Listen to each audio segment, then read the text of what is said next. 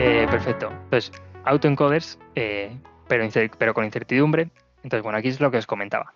Este espacio latente intermedio, aquí para que quede más sencillo, en realidad, si tenemos un codificador y tenemos un decodificador, si lo ejecutamos uno tras otro, si metemos lo mismo, va a dar siempre la misma salida, porque bueno, estamos haciendo un proceso que es determinístico. Siempre que le damos la misma X, va a salir la misma Y. Para darle esta variabilidad, esta generación, esta creatividad, bueno, aquí hay mucha gente que discute esta creatividad, em, tenemos que meterle un ruido, en este caso un ruido gaussiano, y lo que hacemos es mover esta distribución, este valor z, lo movemos bueno, en este caso con el ruido gaussiano, con una normal entre 0 y 1, lo movemos un poco hacia la derecha, hacia la izquierda, en el sentido de si no imaginásemos como una función, y podemos hacer variar la imagen un poco, sin que se salga un poco del rail que le estamos dando, para poder generar estas imágenes distintas. Aquí vemos, bueno, un poco más, para que quede más claro, aprender a reconstruir datos. Lo primero que hacemos para enseñar este autoencoder, lo que va a hacer es aprender a codificar y aprender a decodificar de una manera independiente. No le vamos a intentar dar todo de golpe, sino que primero vamos a ir paso a paso y luego vamos a juntarlos. Pero bueno, tiene dos partes. La primera que aprende a comprimir esta cantidad de datos, imaginemos que es 64 por 64 a 3 por 3, pues siempre vamos a necesitar pasarle de 64 a 64 y siempre va a generar 3 por 3. Aquí no hay variabilidad. Si tu imagen está a otra resolución, necesitaremos otro encoder y otro decoder. Bueno, puede ser que otro decoder no, porque lo hagamos también a la misma dimensión intermedia, pero otro valor de entrada sí que necesitaríamos, o necesitaríamos una capa extra que lo transforme. Bueno, tiene dos partes y luego reconstruye la entrada a partir de este valor intermedio que tenemos. Entonces, bueno, el encoder reduce la representación latente, al espacio latente, que se llama intermedio, y el decoder intenta reconstruir la entrada desde esa representación. No genera nuevos datos, solo reconstruye. ¿Qué quiero decir aquí? No os asustéis, no es el va en general, sino que el decoder no genera datos nuevos, simplemente reconstruye desde un punto que le hemos dejado en la Z. Decodificar a generar, bueno, pues en lugar de decodificar a un punto único, genera una distribución de probabilidad, como os digo, se le suma un ruido para poder hacerlo aleatorio. El encoder no devuelve un vector, sino dos, la media y la varianza. Y bueno, el decoder toma una muestra de esta distribución y genera una salida. Esto permite generar nuevas muestras similares a los datos originales. No se va a desviar mucho de lo que le hemos introducido y no se va a desviar mucho de lo que haya visto en el pasado. Reparametrización, para poder entrenar. ¿Cómo retropropagamos con ruido? Bueno, no se puede derivar a través de una muestra aleatoria directamente. Lo que hacemos es que en lugar de muestrear con z directamente con el ruido, con una muestra de esta normal, lo que hacemos es una función z con la media, con la desviación típica y con un ruido, con una normal entre 0 y 1. Entonces, bueno, que sepáis simplemente que esta es la Z, que como os digo, tampoco hace falta que sepáis exactamente la función de la Z, con que sepáis que se le introduce un ruido en este espacio latente, en este espacio intermedio, es más que suficiente. No hace falta quedarse con todas las fórmulas. Y bueno, esto hace el proceso diferenciable y lo hace entrenable, de una forma más automática, no, que si no, no se podría entrenar directamente. Y la reconstrucción, ¿cómo hacemos que aprenda? Porque para poder aprender, bueno, está muy bien entrenarlo, pero también hay que ver cómo evaluamos que está haciéndolo bien. Bueno, pues tiene dos funciones de pérdidas independientes, que una sería la reconstrucción, es decir, y lo he puesto un poco raro. ¿Cómo se parece la salida a la entrada? El texto este hay que cambiarle. Y luego la divergencia Kuplat-Dippler, bueno, tiene un nombre muy gracioso, que penaliza que las distribuciones se alejen de la normal que hemos definido. ¿Qué significa estas dos? Bueno, pues la reconstrucción evalúa cómo de parecida es la salida a la entrada y la divergencia de Kuplat-Dippler lo que hace es que sean razonables. ¿Qué quiere decir? Que si yo te he pedido un 7, vale que el 7 se parezca bastante, pero no me hagas un 6 en concreto. Bueno, sería curioso que te saque un 6. No me hagas píxeles aleatorios porque no tendría ningún sentido. Lo que hace la divergencia de Kuplat-Dippler es evaluar cómo de razonable es la salida. Es decir, no tanto que se parezca a la entrada, sino que sea un 7. Bueno, tu 7 se ha quedado un poco más raro, pero sigue siendo un 7. Así que bueno, me parece bien. Ese tipo de desviaciones las tenemos en cuenta con esta divergencia. Ahí a la derecha también os pongo la fórmula, por si alguien quiere echarle un ojo a la divergencia y a todos estos valores. Pero bueno, que sepáis simplemente que es esta divergencia. En este caso, en el dibujo es lo rojo que estáis viendo, pues esa sería la divergencia de esta muestra con la normal que hemos definido. Conceptos básicos: son un tipo de modelo generativo porque generan nuevas imágenes que aprenden a representar los datos en un espacio latente comprimido, donde luego procede a reconstruirlos. Se comprimen esos datos y luego se reconstruyen a partir de ellos. Al entrenar, ya os puedo decir que no se introduce este ruido, lo que se hace es que se entrena tal cual, sin ningún ruido. Lo que quieres es sacar exactamente la misma imagen que has introducido en el inicio. ¿Por qué se hace esto? Bueno, pues es la forma más sencilla de evaluar, si no sería muy complicado evaluarlo. Lo que se hace es, intento codificarlo a espacio latente, intento decodificarlo sin añadirle ningún ruido y veo si me da exactamente la misma imagen. ¿Que me da exactamente la misma imagen? Pues bueno, el modelo está perfecto. Lo que ocurre es que codifica y decodifica a la perfección. Les digo que bueno, no suele ser que sea exactamente igual, pero sí que suele ser que sea muy parecido el 7 que me da, en este caso de los 7, con el resultado que tengo introducido. Entonces, bueno, codificación, toma datos de entrada como una imagen y los comprime a una representación de baja dimensión y luego lo decodifica para reconstruir. Se hace esto también porque es muy eficiente esta forma de hacerlo, porque se reduce mucho la dimensionalidad en este punto intermedio. Entonces es muy sencillo hacer estos pasos intermedios, mientras que si utilizásemos toda la imagen sería bastante más complicado. Podríamos meter un ruido en toda la imagen e intentar hacer un decodificador general, pero es mucho peor que intentar comprimir la imagen a una imagen más chiquitita y luego descomprimir. Porque ya aparte de esta compresión y esta descompresión, va a introducir un ruido de forma natural, porque estamos perdiendo un poco las especificaciones de cada uno de los píxeles, estamos un poco generalizándolas, entonces ya este ruido nos va a ayudar a generalizar y a generar nuevas muestras. Entonces, bueno, se entrena utilizando estas dos funciones de pérdida con la reconstrucción y la regularización cuplatibles. Que como os digo, reconstrucción evalúa que sea exactamente igual que la anterior y tiene una pérdida, y la regularización evalúa cómo de cercanas a la distribución normal de lo aprendido se sitúa. Entonces, bueno, facilita la generación de nuevas muestras desde el espacio latente. Y bueno, aquí un paso a paso, por si alguien está leyendo las diapositivas y no se ha visto el vídeo, que sepáis que pueda seguirlo sin problema. Pero bueno, es más de lo mismo. Se toma la muestra, se hace un muestreo, se hace la codificación, luego se hace el muestreo con el ruido que le metemos y lo decodificamos para sacar la imagen nueva. Y la retropropagación, como os he dicho, se entrena hacia atrás con descenso por gradiente y se ajustan los pesos. Al final este encoder y este decoder es una red neuronal, cada uno independiente de distintos pesos, con distinto número de neuronas en cada capa y distintos tipos de capa, pero esto no hace falta que os quedéis con ello, simplemente que sepáis que bueno, cada uno del encoder y el decoder son redes neuronales independientes. Y aquí sí, ejemplos de uso justo con el que habéis preguntado. Pues generación de imágenes, se pueden generar imágenes variando la representación latente, aunque las imágenes no suelen ser tan nítidas como las de las GANs, que lo vamos a ver a continuación. Es otra arquitectura. También puede generar audio que sea muy similar al audio que teníamos. Se utiliza para generar nuevos sonidos o música, a menudo mezclando diferentes estilos musicales aprendidos. Esto que habréis visto seguramente muchas veces de pues, filtros en redes sociales o este tipo de cosas que mezclan estilos o que te cambian la cara o que te... Esto se puede hacer con Baez y se puede hacer sin ningún problema con este tipo de arquitecturas. Que se hagan o no, también depende del proveedor, en este caso de la tecnología, pero este tipo de mezclar, pues hacer una cebra que parezca un caballo o un caballo que tenga la piel de cebra, este tipo de cosas se puede hacer con Baez.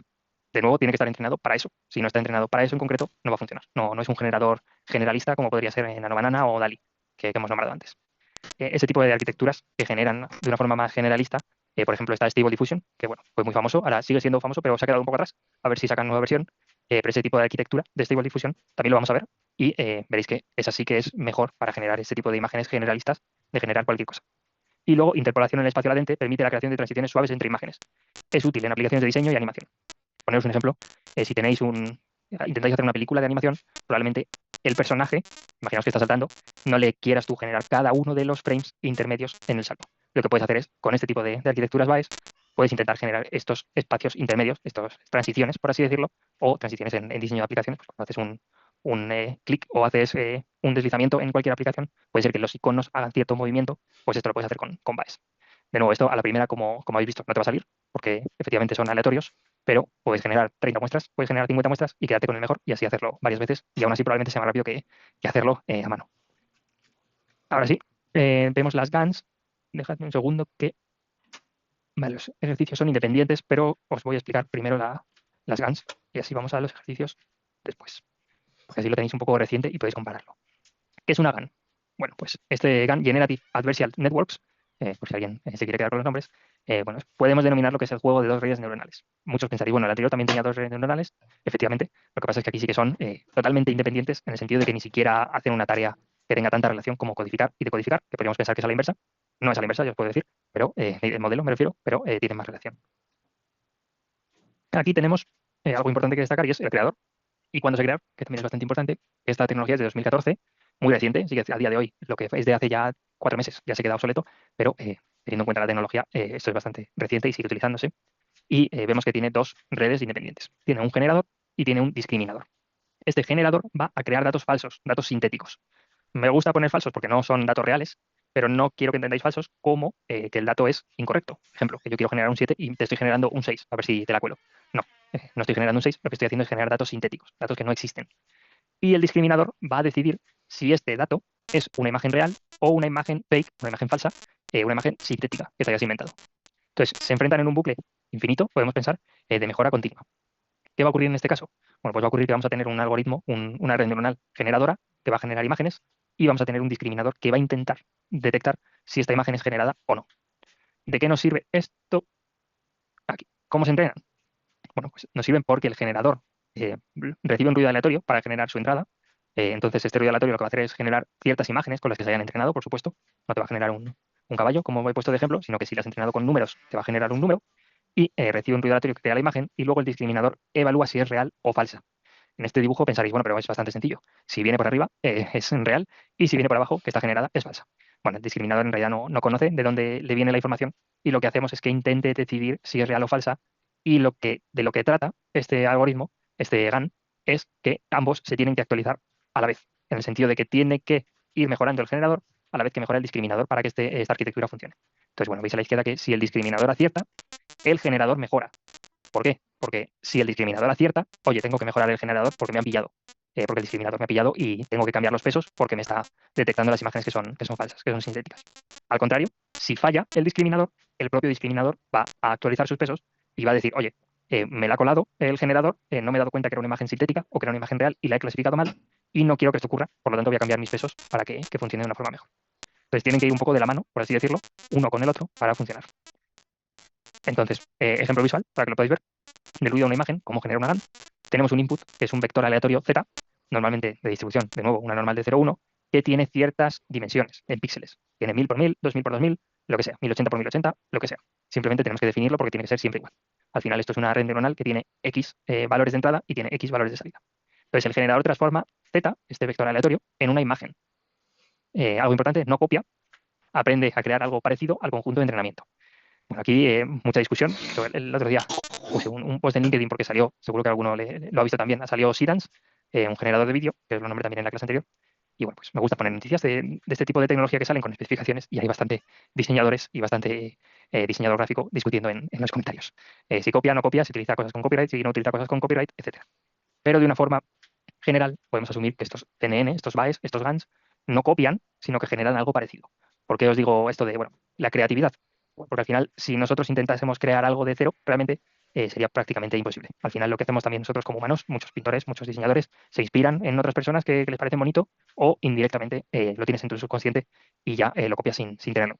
Esto siempre pongo un ejemplo que es, si intentas pensar en un personaje mitológico o un ser mitológico que no exista, probablemente crees algo que es una mezcla de varios y es prácticamente imposible pensar en algo que nadie haya escrito nunca y que no haya existido. Entonces, bueno, al final, este tipo de algoritmos, los GAN, los BAEs, también Stable Diffusion y los algoritmos de generación de imagen y de vídeo, por supuesto, beben mucho de lo que han sido entrenados y crean cosas parecidas a lo que ya conocen, aunque se puede considerar que tienen creatividad, porque al final no crean, hay probabilidades de que ocurra que salga exactamente lo mismo, pero la probabilidad es prácticamente nula. Entonces, bueno, que sepáis que esa es la creatividad que tienen. Sí, estilo like an artist, exactamente. Pero bueno, al final hay que decidir dónde se pone el límite en cierto punto. Por supuesto, cuando te toca de lleno, te importa más. Cuando no te toca tanto justo en lo que haces tú, pues parece que no molesta tanto. A mí no me molesta tanto, pero claro, si justo me dedicas a esto, igual sí. Entonces, bueno, tiene un proceso inverso al de un clasificador, porque no pretendemos clasificar, lo que pretendemos es aprender a generar estas imágenes nuevas.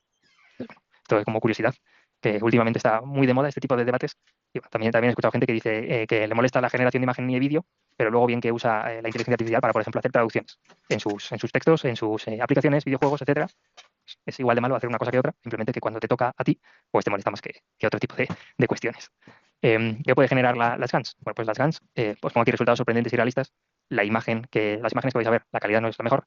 El problema es la calidad tanto que estaban subidas a internet como la calidad que yo hice la descarga de la imagen y la puse. Entonces, bueno, que sepáis que las calidades de las imágenes son muy buenas, son imágenes muy realistas y son imágenes muy detalladas. Suelen ser caras humanas sintéticas, como veis abajo a la izquierda, por ejemplo, cuando suben la edad, pues ese tipo también de filtros o este tipo de aplicaciones que te dicen, vas a verte de viejo, bueno, pues eso al final es una GAN, no tiene más misterio.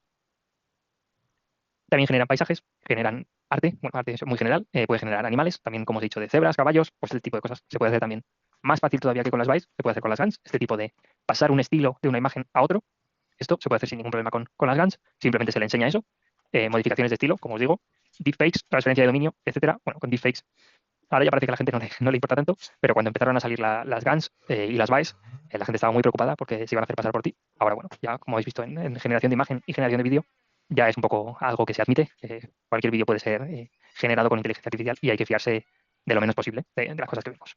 Pero bueno, aquí veis 4 ejemplos. Hay distintas implementaciones de las GANs, hay distintas implementaciones de las BAEs.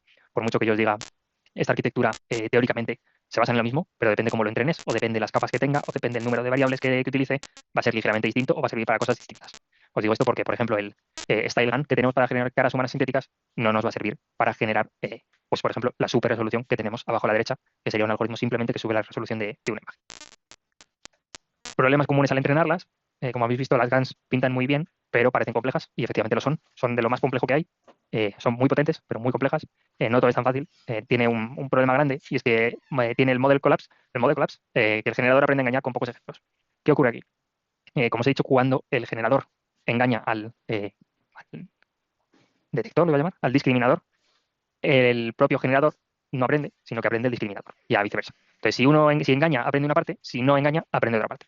¿Qué ocurre? Imaginemos que tenemos un generador tan bueno que ya desde el inicio aprende a engañar y aprende que siempre se la cuela y que por mucho que aprenda el otro, no alcanza nunca a detectarle. ¿Qué va a ocurrir? Efectivamente, el segundo punto, si uno de los dos gana, todo falla. Esta arquitectura se basa en que los dos sean prácticamente igual de buenos, en detectar y en generar. Entonces, si se empieza a descompensar una parte, falla. Por eso es tan complejo esta arquitectura y por eso es complicado que funcione bien, pero una vez que funciona bien es muy buena. Es muy costoso computacionalmente porque no tenemos que entrenar solo una generación, sino que tenemos que entrenar, generar y luego tenemos que decidir si esa imagen es inventada o si esa imagen es real. Y luego dificultad para evaluar la calidad de la salida objetivamente, porque bueno, pues es complicado, te tienes que fiar de este discriminador, de que lo va a ir haciendo bien y a veces el resultado no es el que te esperas y te genera imágenes que no tienen mucho sentido. Pero bueno, en general os puedo decir que cuando funcionan bien son muy buenos y que son muy costosos computacionalmente de entrenar. Tipos de GANs. Aquí las imágenes las he hecho un poco más grandes. Podéis apreciar un poco la calidad. Hay distintos tipos, como os digo, no hay un solo modelo de GAN, sino que hay muchos. Aquí os pongo unos cuantos. Está DT-GAN, que no tiene nada que ver con superhéroes, sino que sería convolucional ideal para imágenes simples. StyleGAN separa contenido y estilo y genera caras realistas. CycleGAN, traducción de estilo sin pares, foto, pintura, caballo, cebra, etc. Es decir, pasar de un estilo a otro. Y Pix-to-Pix, que requiere pares, que de un boceto pasa a una foto, etc. Aquí veis a la derecha ejemplos de input y outputs. Por ejemplo, arriba a la izquierda veis que estamos haciendo una imagen realista, pasamos de un cuadro a una imagen realista. Eso pinta bastante bien y efectivamente suele ocurrir. La calidad de la imagen de la derecha suele ser muy buena de estas GANs, lo único que cuesta entrenarlas. Y arriba otra vez, otro input y otro output con también otra, podría ser pintura, parece al óleo, no soy yo aquí el mayor experto en pintura, pero luego queda una imagen realista. Y abajo veis nombres ahí encima, que son el nombre de los modelos que hacen esa transformación y pues podéis ver un poco la imagen original a la derecha y las imágenes transformadas de la izquierda. Entonces, bueno, pues son ligeros detalles, simplemente que funcionan y en general sirven mucho para aumentar calidad, hacer esa transfusión de estilos, etcétera. ¿Por qué no usamos GANs para texto? Justo, la pregunta que también teníamos antes, por eso decía que son buenas preguntas. Las GANs son excelentes para imágenes continuas. ¿Por qué son excelentes para imágenes continuas? Continuo puede lidiar con lo que he estado hablando de las series temporales, pero os quiero poner un ejemplo muy sencillo y es, tú tienes una imagen y la imagen que tienes el píxel está muy relacionado con los píxeles que le rodean. Es decir, si tú tienes un píxel azul, es muy raro que el píxel siguiente de la derecha sea amarillo y que luego el píxel de la derecha del amarillo sea rojo y que el píxel siguiente sea verde. Bueno, pues esto no suele ocurrir, suele tener una relación entre sí. La imagen suele tener relación con los píxeles que le rodean y así sucesivamente con toda la imagen en general. No suele haber este tipo de saltos.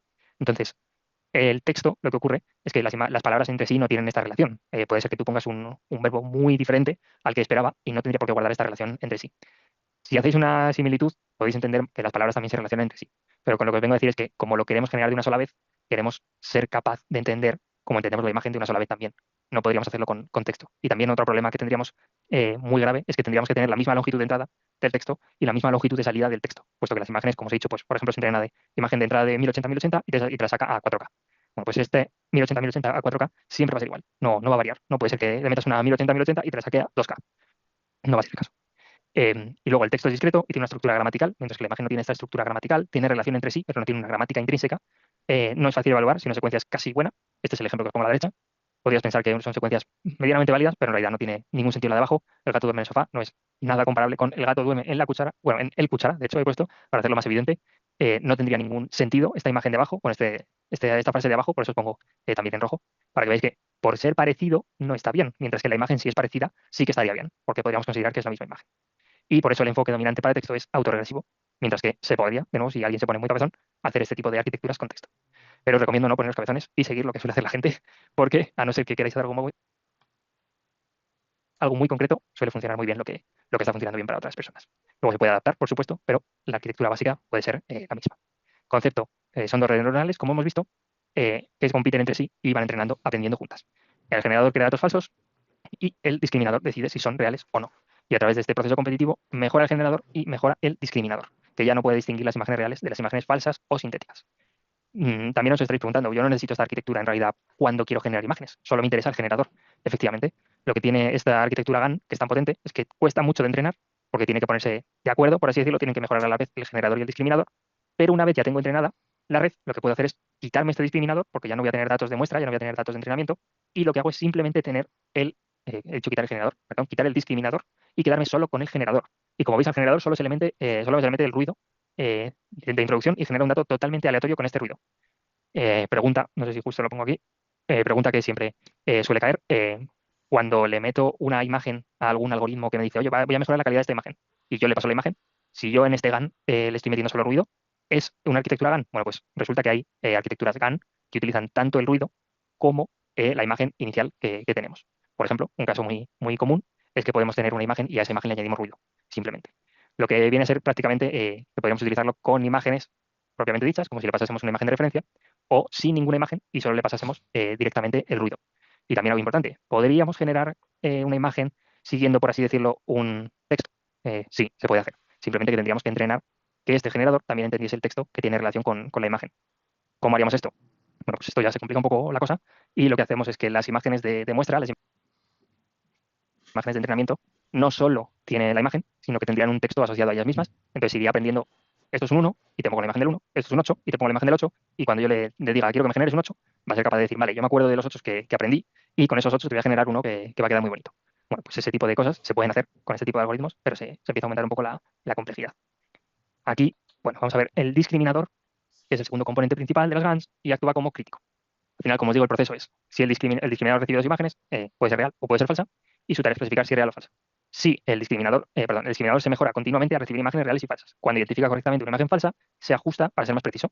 Y si se equivoca, también ajusta sus parámetros, pero principalmente lo que ocurre es que cuando acierta el discriminador, el generador dice, oye, tengo que mejorar, y cuando y cuando falla el discriminador, lo que ocurre es que el discriminador dice, oye, tengo que mejorar porque me han engañado. Entonces, bueno, esas son principalmente las dos partes. Aquí, por si alguien quiere echarle un ojo así más simple a la arquitectura, al final sería esto, simplemente en bloques.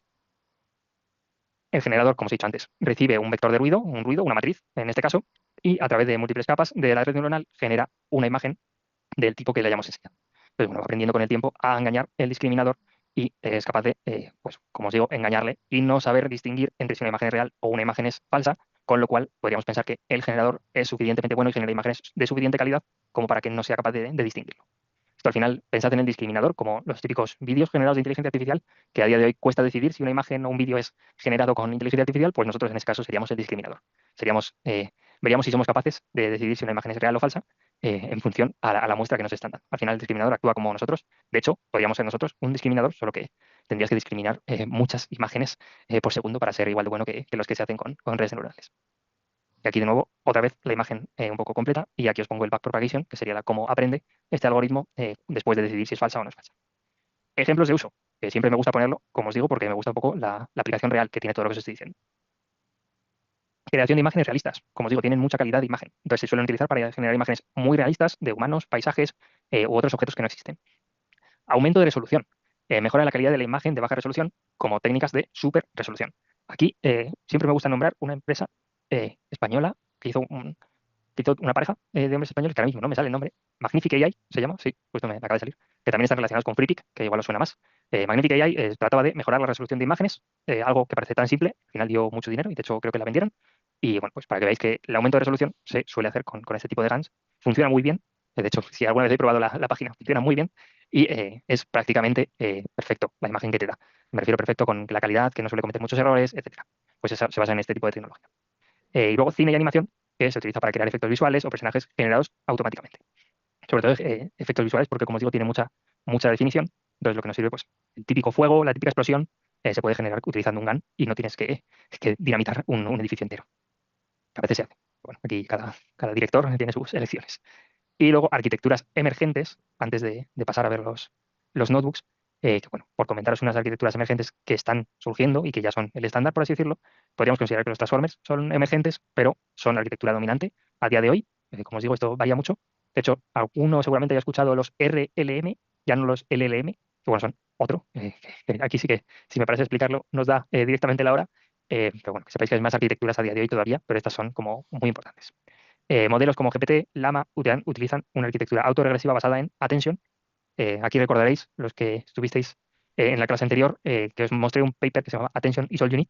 Bueno, pues este paper es justo este attention y veremos que es la clave principal de por qué los transformers son tan buenos y por qué interpretan tan bien mi pregunta, aunque me equivoque, aunque ponga palabras mal o aunque mi contexto sea gigantesco, porque son capaces de entenderme tan bien y darme una respuesta que me gusta tanto. Bueno, pues se centran principalmente en esta atención, en este mecanismo de atención, que lo veremos. Son muy potentes, pero exigentes en memoria de cómputo. Aquí, de nuevo, está muy de moda evaluarlo en cuánta agua consumen, cuánta energía necesitas para hacer una pregunta, cuántas veces se utiliza una tarjeta de crédito en función a la misma energía. Bueno, pues este tipo de cosas, hay cosas que son ciertas, en el sentido de que necesitan mucha energía, muchísima energía, se plantean cosas muy locas sobre cómo proporcionar energía, y de hecho creo a día de hoy que GPT, OpenAI, con su API, creo que dijeron que necesitan el equivalente a una central nuclear para proporcionar energía a los servidores que dan las respuestas que recibimos nosotros, y planeaban multiplicar, no sé si era por 200 para 2035. Entonces, bueno, pues que sepáis que este tipo de valoraciones de energía que se necesitan son bastante importantes. Su éxito ha sido clave para el boom de la IA generativa actual, por supuesto, que son muy potentes y por eso ha llamado tanto la atención, y veremos cómo funcionan con detalle en el próximo tema. De hecho, veremos casi en la clase siguiente, ya vamos a empezar a verlo cómo funcionan estos transformers. Pero alternativas emergentes a los transformers. Bueno, ¿hay vida más allá de los transformers? Sí, bueno, sí y no. En la versión generalista no, porque ahora mismo casi todo utiliza transformers, pero sí hay arquitecturas nuevas que están surgiendo y arquitecturas que utilizan ciertos modelos para funcionar todavía mejor. Tenemos Mamba, que es un modelo secuencial eficiente sin atención, que bueno, aquí depende un poco lo que valores esta atención, funciona mejor o peor. En general sí, pero va a funcionar peor que un transformer porque la atención es bastante potente para entender lo que nos está diciendo. RWKV, que aquí, si os soy sincero, no sé qué significan, mezcla lo mejor de los RNN y los Transformers, sí que conozco la arquitectura, pero el nombre ahora mismo no sé de qué viene, pero que sepáis que bueno, mezcla un poco lo mejor de ambos mundos, pero el problema que tienen las RNNs, como os he dicho, es que son más lentas, cuesta más entrenar y tardas más tiempo al final en tanto recibir la respuesta como en el entrenamiento. Entonces, bueno, ya os digo que no creo que sean muy populares en el futuro. Algo que sí es muy popular a día de hoy y que sí va a ser muy popular en el futuro son Mixture of Experts, que son Transformers gigantescos en los que solo se activan partes del modelo cada vez. Son más eficientes. Aquí probablemente hayáis escuchado que hay algunos modelos que tienen 1000 billions, es decir, un billón, realmente, no, un billón no, 1000 millones, no, un billón no, un billón sería excesivo, tienen 1000 millones de parámetros y bueno, son muchísimos, como podéis pensar, al final para recibir esa respuesta tardaríamos muchísimo, tardaríamos minutos, si no casi horas. Entonces lo que se hace es que yo entreno los 1000 millones de parámetros, pero luego no activo los 1000 millones de parámetros cada vez que el usuario me pregunta algo, sino que solo activo una parte de mi red. Esto, como os digo, también lo nombraré más adelante, pero que sepáis que cuando un modelo os digan que usa Mixture of Experts o una mezcla de expertos o expertos, pues es este tipo de arquitecturas, en el que se entrena en general todos los parámetros, pero luego no se utilizan todos los parámetros en el resultado. Es más eficiente, suele funcionar mejor, lo único que cuesta mucho más de entrenar, porque al final tienes que entrenar toda la red en completo. Y luego, por nombrar, Flash Attention y RedNet, que son mejoras dentro de los propios transformers, es decir, que aquí no nos estaríamos yendo de los transformers, sino que estaríamos yendo a una arquitectura distinta, un poco variada, dentro de estas distintas partes, de estas capas que tienen los transformers. Aquí, bueno, pues ventajas claves y tipo de generación, como veis a la derecha, y ya os hacía un poco el adelanto, el spoiler, todos son autorregresivos, solo que bueno, cada uno tiene sus pequeñas ventajas, pero como os digo, al final el Transformer aporta tanta paralelización y tanto entendimiento que el único que a día de hoy sigue ganando es el Mixture of Experts, que al final no es que gane, es simplemente una forma de hacer el Transformer y una forma de entrenarlo. Pero esa es por ahora la única aplicación que sí que está tendiendo más a realizarse. Y aquí, bueno, futuro cercano, ya os aviso que esto de futuro cercano cada vez tengo que actualizarlo porque suelo más o menos acierto o no, depende de lo que, de lo que ponga cada vez, pero en función a lo que van sacando, al final me dejan siempre atrás. Entonces, bueno, ya alguna arquitectura ganadora, en la práctica muchas arquitecturas conviven, los transformers dominan y las otras van ganando terreno. Ya os digo que a día de hoy la que va ganando más terreno es Mixture of Experts, las demás se han quedado un poco atrás. Y bueno, la exploración no ha terminado, la próxima revolución puede estar a la vuelta de la esquina. Esto suena un poco así tonto, pero en realidad cada semana sacan cosas nuevas, cada mes sacan cosas nuevas y si te empiezas a anclar en una sola arquitectura te quedas atrás muy rápidamente.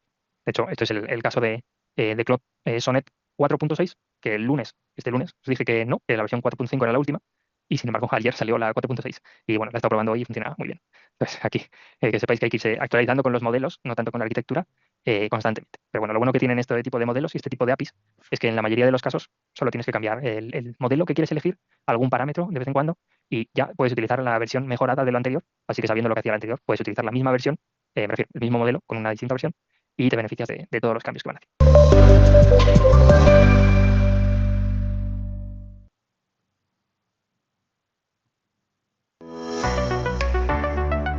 Eh,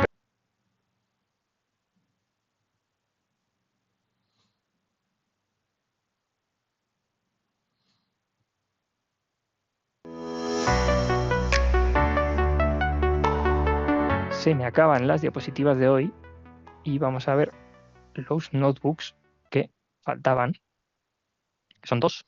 En caso de que no nos dé tiempo, no hay ningún problema. Lo veremos el día siguiente, creía que lo tenía ejecutado. Y las GANs, sí, vale. Menos mal, porque como os digo, las GANs tardan mucho en entrenarse. Entonces, bueno, no hay problema en entrenar la BAE, porque por suerte va a ir bastante rápido. De hecho, lo que voy a hacer es, voy a ejecutar todo y mientras os voy explicando.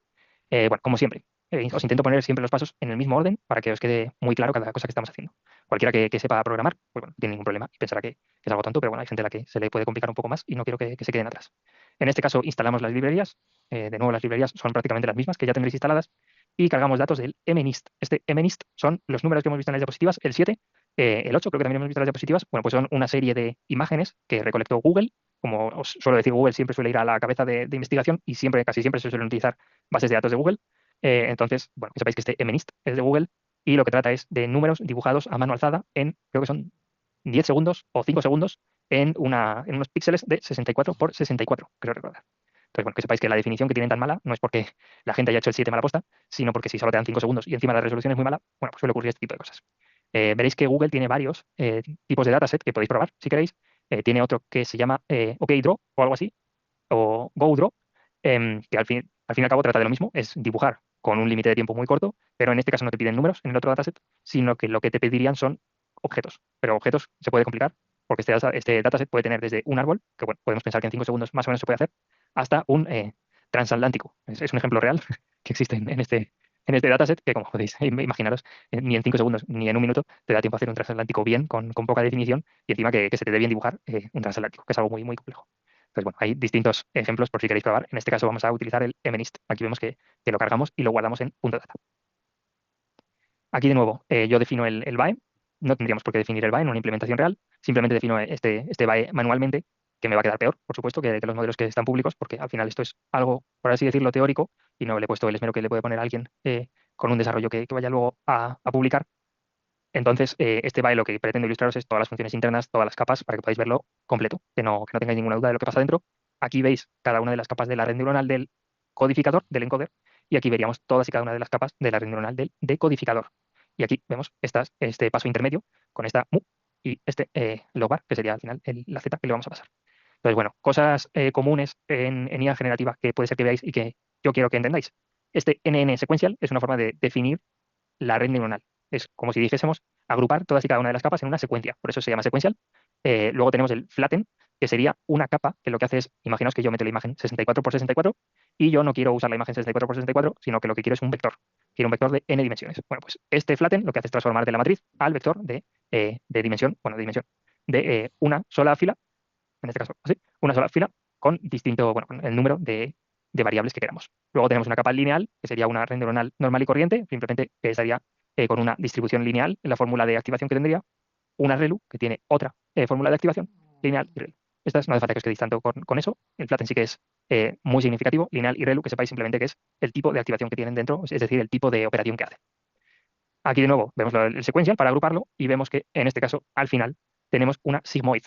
¿Por qué se utiliza una sigmoid? Bueno, pues se utiliza una sigmoid porque para generar imágenes, siempre, podría decir al 100%, os voy a decir 99,9, por si alguien de nuevo ha sido muy cabezón y no lo ha hecho, pero siempre al final hay una sigmoid y esta sigmoid lo que hace es traducir de los valores pues imaginaos si la sigmoid está entre 0 y 1, lo que hacemos es traducir estos entre 0 y 1 a un valor del píxel real, es decir, a un valor de RGB, a un valor de rojo, a un valor de verde y a un valor de azul. Al final la imagen tiene tres capas, son RGB o bueno, hay otro tipo de codificaciones de imagen, pero al final tienen un valor de 0 a 256 y simplemente se le otorga ese valor para decidir qué color tiene el píxel. Eso al final es lo que se hace. Y luego vemos aquí la reparametrización y vemos el forward, que serían los pasos siguientes para entrenarlo. Aquí podéis ver un poco la definición de la red neuronal, tanto el encoder como el decoder, de una forma general, si alguien le da curiosidad, aquí que sepáis que lo podéis ver. Definimos la función de pérdida, que va a ser una entropía cruzada binaria, que bueno, también es muy común para este tipo de imágenes. Entrenamiento, vamos a hacerlo aquí, no me voy a parar mucho. Device, lo mismo que os he dicho antes de CUDA, por eso quería explicaroslo, porque lo vais a ver mucho. Simplemente si se elige CUDA o no, para ver la velocidad con lo que se hace y con qué se ejecuta. El modelo, en este caso, solo tenemos el modelo de Improve. Hice otro y quedó muy malo, entonces es que era demasiado malo como para ponerlo, así que me quedé con el bueno. El optimizador, que en este caso va a ser otra vez Adam. Adam es muy popular como función de optimización. Y bueno, aquí un scheduler que luego nos servía para hacer ciertas cosas con este optimizador, para optimizarlo bien. Y aquí, bueno, pues entreno a 20 épocas y lo mismo, tiene una paciencia, si no aprende en 5 épocas va a parar automáticamente y bueno, pues aquí tenéis la función para ver cómo se está entrenando. Al final lo que haríamos es ejecutar el paso siguiente y ver el cálculo de esta pérdida, a ver cuánto nos da, si nos da menor, mejor, y cuanto más tienda a cero, mejor. Pregunta típica, si es cero, ¿la pérdida es ideal? No, porque si fuese cero la pérdida, lo que significa es que lo que estoy introduciendo me lo está sacando, porque al final lo que evalúo es, pues eso, como de parecido es la salida a la entrada. Entonces, si fuese cero, tenemos un problema y es que el codificador y el decodificador han aprendido a literalmente codificarse y decodificarse como su propio nombre indica y no estoy generando imágenes nuevas. Pero bueno, como veis en este caso no ocurre. Tendemos a un valor que, bueno, 151 parece que podríamos seguir aprendiendo, pero para que podáis ejecutarlo todos, he parado en la ejecución 20. Si visualizamos este espacio latente, este espacio que os he dicho chiquitito, si os imagináis la imagen como 64 por 64, pues aquí os podéis imaginar unas imágenes de 3 por 3. ¿Qué visualizamos aquí? ¿Dónde se sitúan en este espacio? ¿Vale? Pues en este espacio lo que he hecho es que no lo he hecho 3 por 3, sino que el espacio latente lo he hecho 12, lo he hecho 2 por 2. ¿Qué ocurre? Como lo he hecho 2 por 2, podemos ver dónde se sitúan en el espacio cada una de estas imágenes y lo que podemos ver es, como os pongo a la derecha, cada uno de los grupos. Esto es curioso y podemos ver, en el caso de la derecha es la leyenda, no es que sea como un baremo de 0 a 10, sino que sería en este caso la leyenda. Vemos que tenemos el 0 en un tono azul, el 1 en un tono naranja, el 2 en un tono verde, el 3 en un tono rojo, etcétera. Podéis ver que algunos están más cerca de otros, otros están más diferenciados. Por poneros un ejemplo, el 7 es muy distinto del 0. Entonces, bueno, podéis ver que el gris que está abajo a la izquierda está muy alejado del 0 que está arriba. Esto al final sería el espacio en el que situamos el punto, en el que situamos la generación bueno, la codificación, como su propio nombre indica, que hemos hecho. Y este punto sería desde donde partimos para luego añadirle el ruido. ¿Qué hacemos en realidad con el ruido? Pues el ruido, imaginaos que yo tengo un punto, cualquiera de los puntos que tenemos en esta representación, y lo que tenemos es una circunferencia imaginaria alrededor de él, de dónde se puede situar esta generación que vamos a hacer. Entonces, simplemente eligiendo un punto al azar de esta circunferencia, dentro de este círculo imaginario que hemos hecho más grande, podemos elegir un muestreo, una muestra que sea muy similar, que siga siendo un cero, pero que sea distinta a la que hemos sacado inicialmente. Bueno, a la que hemos recibido inicialmente. Y luego generación de cerecilla. Aquí, bueno, por si alguien se quiere volver un poco loco, hice un bucle para generar números y bueno, como veis, hay algunos que van bien, hay algunos que van reguleros. En general, bueno, pues tenemos ceros, podríamos ver que tenemos seises, nueves, sietes, unos, cinco, treses, etcétera. Ochos aquí. Bueno, pues, si alguien quiere probar, puede cambiar aquí y puede probar a ver cómo le genera, puede cambiar el número de plots, los números que le estamos introduciendo, etcétera. Entonces, bueno, simplemente para que podáis cacharrear un poco, pero que os quedéis con la imagen general de los bytes, que esto lo ilustra bastante bien. Lo que hacemos es coger una imagen, codificar la imagen a un punto en este espacio latente, en este 2D. Este espacio lo movemos, este punto lo movemos un poco, y después de mover un poco el punto, lo que hacemos es regenerar la imagen con el decodificador y ver cómo nos ha quedado. Si nos ha quedado muy cerca, bueno, muy cerca. Si nos ha quedado muy parecido a lo que teníamos, pues si nos ha quedado muy distinto. Eso sería la función de pérdida que calcularíamos aquí. Y obviamente cuando esté entrenado, pues ya está, podemos generar las imágenes sin ningún problema. Vale, son y 58, y yo creo que no me va a dar tiempo a enseñaros esto. No sé si alguien tiene alguna pregunta. Eh,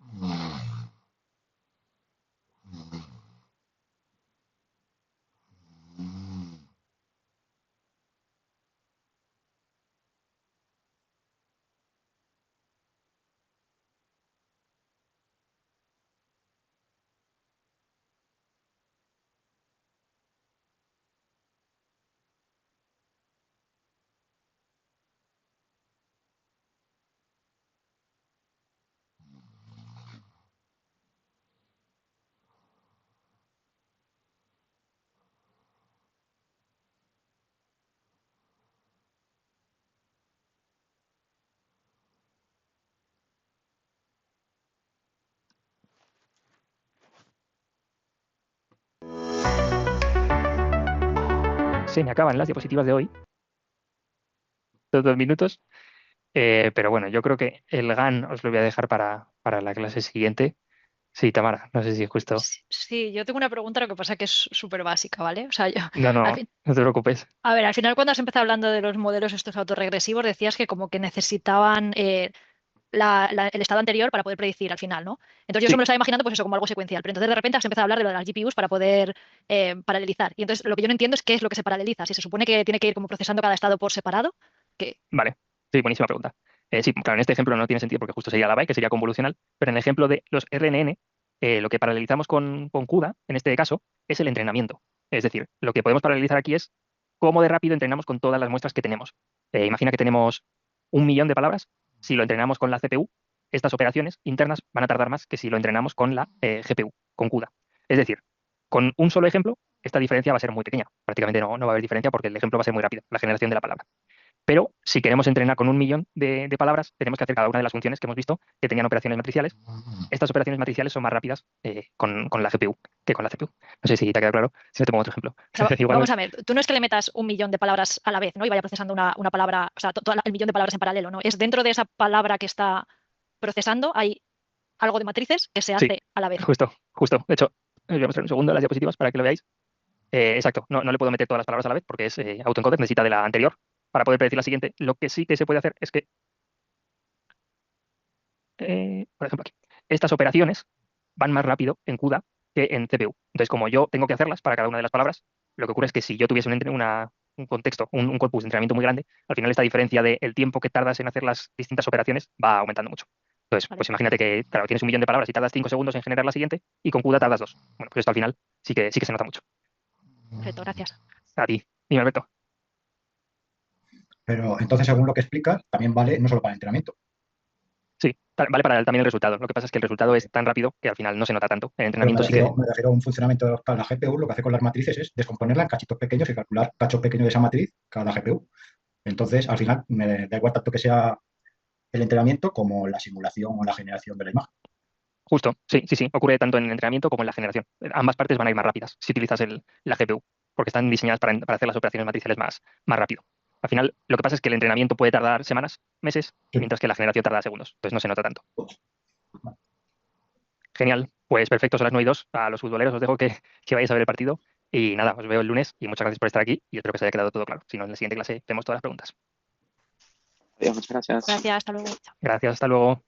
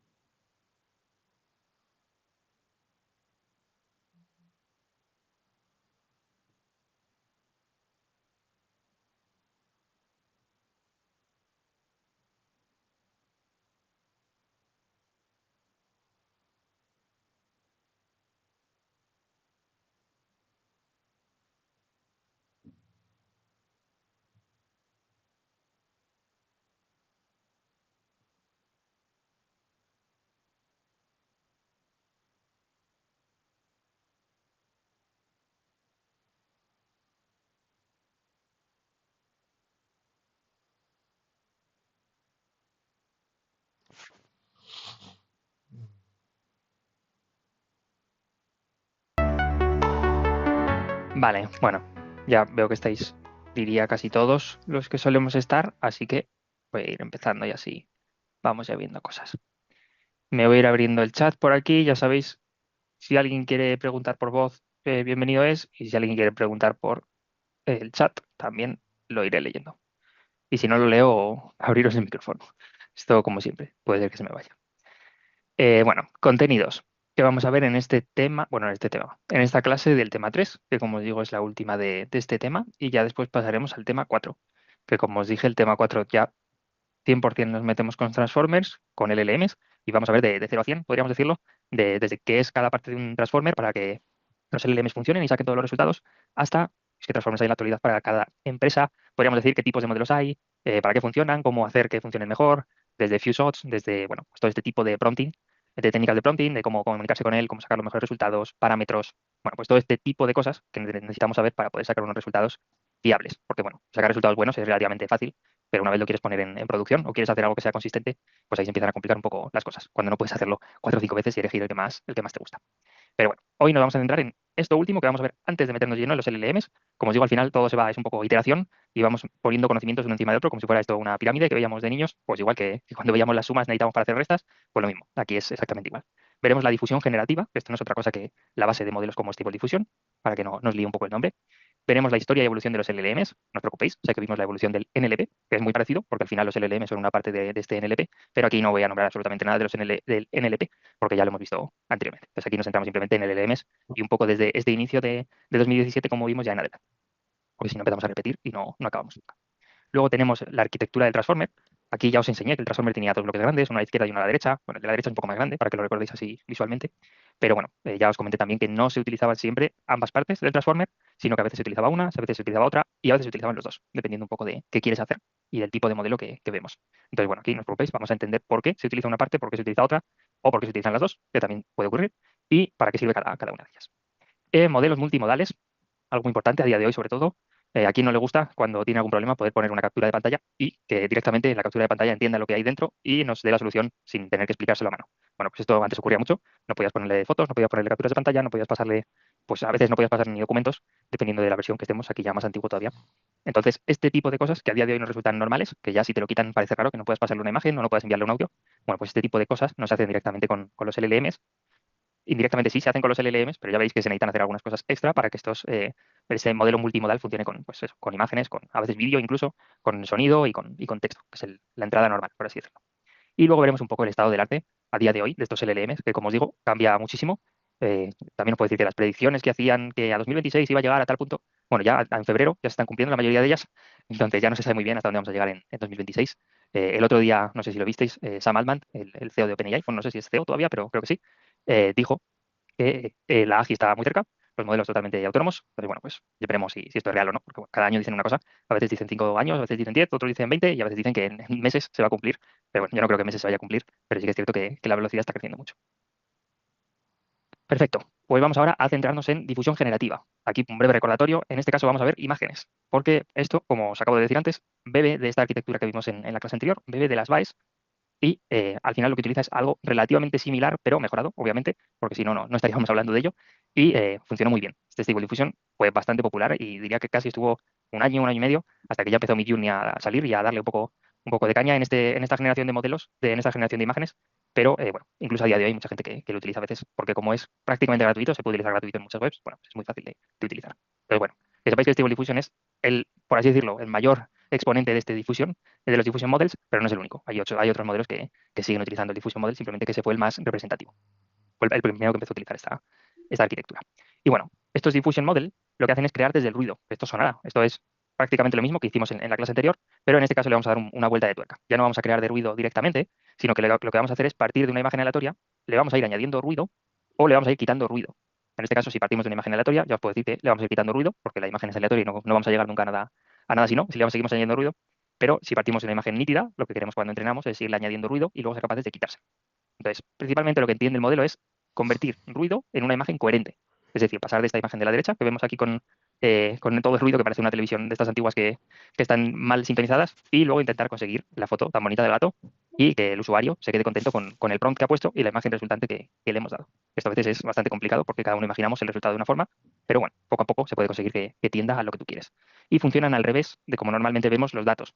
Normalmente, bueno, vemos la imagen directamente generada y lo que hacemos es partir de una imagen en aleatorio, una imagen de ruido, y luego irle quitando ruido a esta imagen. Entonces, ¿cómo hacemos esto? Bueno, pues esto lo que lo hacemos es, bueno, paso a paso, literalmente como dice el título, efectivamente se hace paso a paso, en vez de hacerse de un solo golpe como hacíamos en los BAEs. En los BAEs, por recordaros, lo que hacíamos era, teníamos una imagen de ruido, comprimíamos esta imagen de ruido, o podía ser una imagen ya previamente que nos hubieran pasado, por ejemplo, imaginaos que teníamos al perro, este del resultado, teníamos la imagen del perro, la comprimíamos a un espacio latente, que lo denominábamos latente porque tenía menos dimensiones. En este espacio le sumábamos un ruido para aleatorizarlo un poco, que fuera un perro un poco distinto, y luego lo decodificábamos para sacar este perro, pero que no fuera exactamente el mismo perro, sino que fuese un perro parecido, pero no el mismo, como os digo.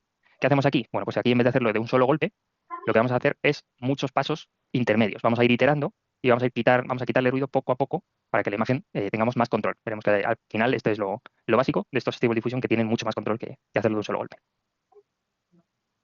Perfecto. Bueno, entonces tenemos el forward process, sería principalmente añadir ruido a la imagen en muchos pasos, como vemos aquí pueden ser n pasos. Aquí en este caso, bueno, veis unos cuantos, veis pocos, pueden ser que sea en 3 pasos, si quieres hacerlo en 3, puede ser que sea en 100, puede ser que sea en 200. Eso no hay ningún problema en el sentido de que no os imaginéis que son 5 pasos, sino que en general suelen ser muchos. Como os digo, suele ser muchos porque al final tienes mucho más control si vas haciendo las cosas paso a paso. Aquí, bueno, siempre pongo un ejemplo en el que si alguien pretende sumar todo el precio de la compra, bueno, pues es mucho más complicado sumar todo de golpe que si vas sumando pues dos productos, luego le añades otro producto, luego le añades otro. Es mucho más sencillo si lo pensamos que intentar sumar de golpe todo y cada uno de los números de la compra. Bueno, pues eso al final es lo que haría un BAE. Al final el BAE lo que intentaría es darme el resultado directamente, mientras que en este caso los Stable Diffusion lo que haríamos es, oye, sé que si me intentas dar el resultado directamente se va a complicar mucho, así que lo que vas haciendo es ir haciéndolo poco a poco y así podemos, bueno, tener un poco más de control en este caso de cosas que ocurren. Y luego tendríamos el reverse process, que sería un modelo UNet. Esto de la UNet, simplemente que sepáis que es una red neuronal, es una red neuronal típica en imagen, y al final lo que pasa es que tiene una forma de U, literalmente, porque las dimensiones decrecen hacia el centro y crecen hacia el final. Entonces, bueno, pues parece una U, por así decirlo. Por eso se llama UNet, no es porque sea nada especial, sino simplemente porque tiene una forma de U, estas dimensiones de las capas ocultas. Y aprende a eliminar este ruido. Entonces, bueno, requiere miles de ejemplos y mucha potencia de cálculo. Aquí tienes algo bueno, que es que las imágenes van a ser mejores. La calidad puede que sea parecida a las BAEs, eso no va a diferenciarse mucho, pero sí que el control que vas a tener sobre este resultado en función al prompt va a ser bastante mejor que en las BAEs.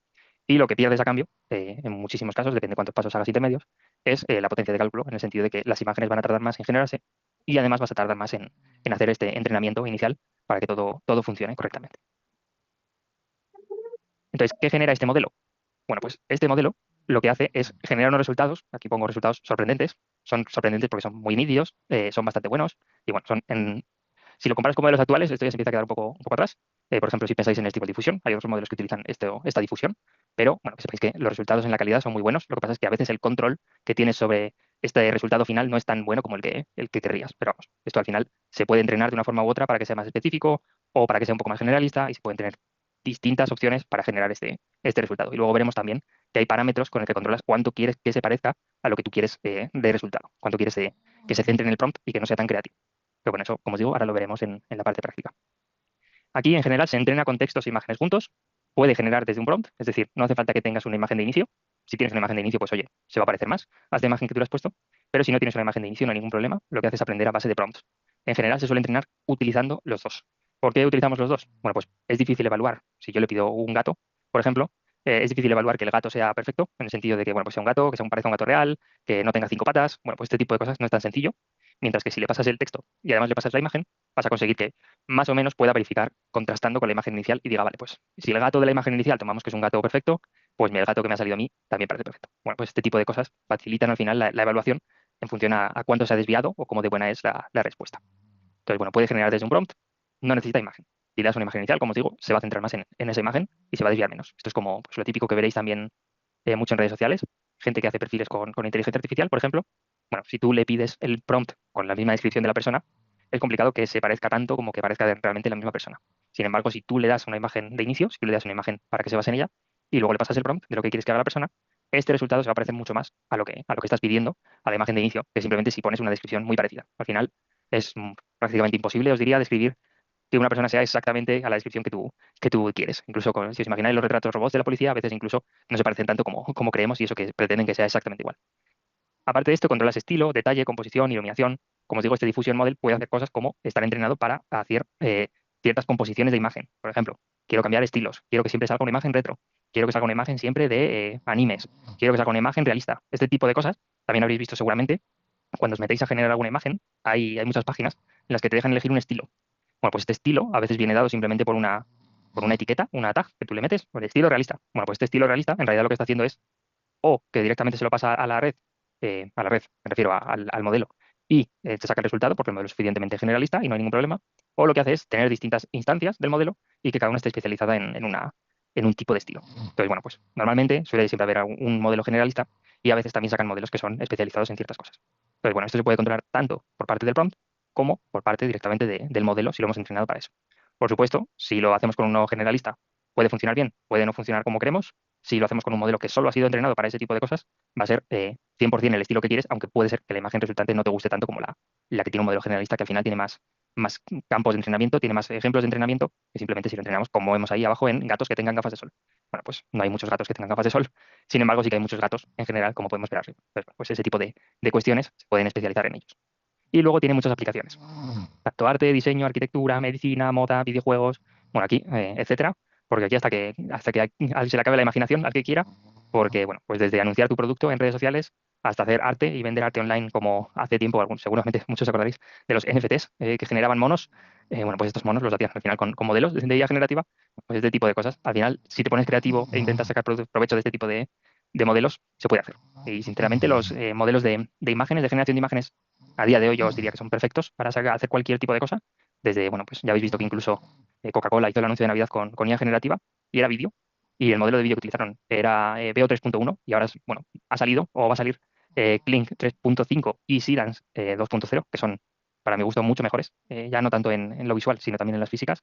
Entonces, bueno, aquí que sepáis que el límite es la imaginación y lo que queráis pelearos con este tipo de modelos. Pero bueno, que sepáis que con Stable Diffusion, en este caso, se pueden hacer todo este tipo de cosas. El proceso de añadir ruido, para que siempre tengáis un poco la parte matemática, aunque como sabéis, tampoco es que yo me centre mucho en la parte matemática, sino que prefiero que bueno, pues entendáis el modelo, entendáis cómo funciona, para qué sirve, y luego, pues oye, si en algún momento queréis venir a estas slides y decir, ah, ya, pues esto funciona así porque hace esto por dentro, bueno, pues perfecto, no hay ningún problema si lo tenéis. Entonces, bueno, cada paso añade una pequeña cantidad de ruido gaussiano, ahí veis el epsilon, y se puede calcular directamente el estado de la imagen en cualquier caso, en cualquier paso del tiempo, en cualquier paso temporal en el que estemos. Como digo, puede ser 3, puede ser 100, puede ser 200, al final esto es también arbitrario, de forma que al final lo decide el que crea el modelo, decide cómo de bien funciona, cuántos pasos necesita, y bueno, pues depende del caso, y si queremos un caso más complejo necesitaremos más pasos en general, si queremos un caso más fácil necesitaremos muchos menos pasos. Esto al final es una regla un poco general, al final lo que se hace aquí es prueba y error, lo que hago es, quiero hacer X modelo, tengo X datos de inicio, voy a probar a hacer un modelo con 10 pasos, uno con 20, uno con 30, uno con 50, uno con 100 y uno con 200, y a ver qué ocurre, cuál es el mejor. Cuando decido cuál es el mejor, imaginamos que es el 100, pues digo, vale, pues en torno a 100 parece que está funcionando mejor. Pues voy a hacer 80, 90, 100, 110, 120. Y así itero un poco hasta que decido este número de pasos, como os digo. Arbitrario en el sentido de que tú pones el número, no te basas en una fórmula, pero luego se hacen muchas pruebas para decidir cuál de estos números es el mejor, es el adecuado. Entonces, bueno, se puede pensar que es arbitrario porque el primer paso, el paso inicial de cuántos pongo, sí que al final te basas un poco en la experiencia. Y predecir el ruido, el otro paso contrario, en el que tenemos el denoising, se llama denoising en este caso, por si lo veis en inglés alguna vez, que bueno, se hace paso a paso, como os digo, te voy a saltarlo bastante aquí, y el modelo aprende a predecir el ruido añadido en cada paso, este epsilon que hemos añadido en el paso anterior. Y desde el estado actual, x de t, se resta el ruido predicho para obtener x de t menos 1. Y bueno, se repite muchas veces y se reconstruye una imagen limpia desde el ruido puro. Como veis aquí la imagen del gato otra vez, se parte desde la derecha, desde la imagen de ruido, y paso a paso le vamos quitando el ruido a la imagen, que veis que al final queda bastante bonito cuando lo ves paso a paso, y te sale una imagen del gato resultante. Pero bueno, se sale esta imagen que es bastante nítida porque al final si te basas un poco en la teoría del algoritmo, quitar ruido, pues bueno, puedes sospechar que la imagen final no va a tener prácticamente nada de ruido o va a tener nada de ruido. Entonces por eso os digo que tiene una calidad muy buena. Entonces bueno, aquí podéis ver este ejemplito y luego os pongo un ejemplo generado. De hecho, mira, aparece en la página web por si alguien quiere curiosear. Generado por mí, simplemente, pues generé lo primero que se me ocurrió y quedó bastante bien, así que no, directamente ya lo puse aquí. Como os digo, al final estas imágenes que generas suelen tener mucha calidad. Si pretendéis generar personas y este tipo de cosas, no tienen el realismo que tienen las imágenes actuales, pero si os metéis en esta página, me refiero, pero si pretendéis generar cualquier pintura, cualquier idea que tengáis, sirve sin ningún problema para hacerlo. Como aquí veis el pulpo gigante. Entonces, bueno, cuando la difusión se volvió popular, Stable Diffusion cambió mucho el modelo de generación de imágenes. Me refiero al modelo de generación de imágenes en el sentido de que antes para generar imágenes, bueno, pues tenías que ser o Data Scientist o AI Engineer o algo por el estilo, que supiese cómo hacerlo, que supiese cómo coger un modelo de Internet, cómo ponerlo en su CPU o en su GPU para poder ejecutarlo, sacar estas imágenes. Bueno, pues era muy costoso y prácticamente nadie lo hacía. Entonces, con este tipo de algoritmos ya empezaron a salir las primeras páginas web en las que tú podías pedirlo y ellos te hacían el cómputo en la nube y te devolvían la imagen. Entonces, bueno, pues a nadie se le había ocurrido esto. Entonces, como todo, a nadie se le ocurrió pues vender productos en casa hasta que llegó Amazon, por poneros un ejemplo, pues aquí lo mismo. A nadie se le había ocurrido que a la gente le iba a gustar poner una frase en Internet y que te devuelvan una imagen basada en tu texto. Y bueno, pues aquí Stable Diffusion fueron de los primeros. No os puedo decir que fueron los primeros porque os mentiría porque no lo sé al 100%, pero sí que os puedo decir que estuvo con Midjourney, con DALL-E, con este tipo de algoritmos y con este tipo de modelos conviviendo bastante tiempo. De hecho, Midjourney, incluso a día de hoy, hay mucha gente que lo sigue utilizando, que se fue actualizando mucho más que Stable Diffusion y funciona bastante bien. Pero bueno, yo ya sabéis que os recomiendo a día de hoy Nano Banana porque es bastante bueno y suele ser gratuito en muchos sitios donde pagáis. Entonces, bueno, Stable Diffusion estuvo entrenado por Stability AI más Lion. Es un modelo open source que cabe en una sola GPU doméstica, efectivamente. Este modelo lo puede ejecutar cualquiera en su casa. Si vais a hacerlo, recomiendo hacerlo con una librería que se llama Olama. Bueno, al final esto es una forma de ejecutar modelos en tu propio ordenador sin tener ningún problema para hacerlo. Te simplifica muchísimo la forma en la que se hacen y se hace prácticamente automático. Y luego es base de muchas aplicaciones, Dream Studio, Playground AI, Leonardo AI. Bueno, pues muchas de estas aplicaciones que veréis en Internet, muchas páginas, más bien dicho, como Leonardo AI, que es bastante famosa, incluso a día de hoy, bebieron muchísimo de este modelo y se basan en este tipo de algoritmos e incluso muchas utilizan este modelo por detrás. Simplemente que en vez de alojarlo en vez de tirar de la API, más bien dicho, que tienen Stable Diffusion, también lo que hacen es coger el modelo. Stable Diffusion al principio no se planteó como una API en sí, no se planteó pues como tenemos ahora OpenAI, sino que al principio se planteó directamente como algo de investigación, pero bueno, vieron que se podía sacar bastante beneficio de este tipo de cosas y al final también han sacado alguna página para probar gratis y que luego te dejan en algunos casos pagar algunos créditos para seguir probando. Pero vamos, al final en su idea no era hacerse millonarios, que podrían haber intentado, sino dar esto a conocer y que todo el mundo pudiese generar este tipo de imágenes donde estuvieran, con un modelo chiquitito. Y luego, bueno, pues es fine-tuneable, como os digo, puedes entrenarlo con tus propias imágenes, no se necesitan muchas imágenes, bastante curioso, porque bueno, puedes pensar ya, pero necesitaré imágenes mías de hace 20 años para poder ejecutarlo bien. No, no te creas, con pocas imágenes, 10, 20, ya empieza a funcionar bastante bien porque ya está preentrenado sobre, es un algoritmo generalista que ya está preentrenado, al final si tú le sobreentrenas sobre algo en particular, le haces mejor en esa tarea. Y bueno, pues aquí cada uno la tarea que le guste. En este caso, por ejemplo, podría yo haberle hecho fine-tuning sobre pinturas al óleo. Bueno, en este caso no, ya os digo que no se lo hice. Esto fue literalmente la primera imagen que generé porque me gusta dar cosas reales. Esto no es lo típico que te ponen en los trailers de cuando te sacan un modelo que te han hecho 2000 pruebas y te ponen 2 imágenes que les han salido increíbles. Prefiero poneros una imagen realista para que sepáis que si ponéis este mismo texto en esta misma página os va a salir algo por el estilo.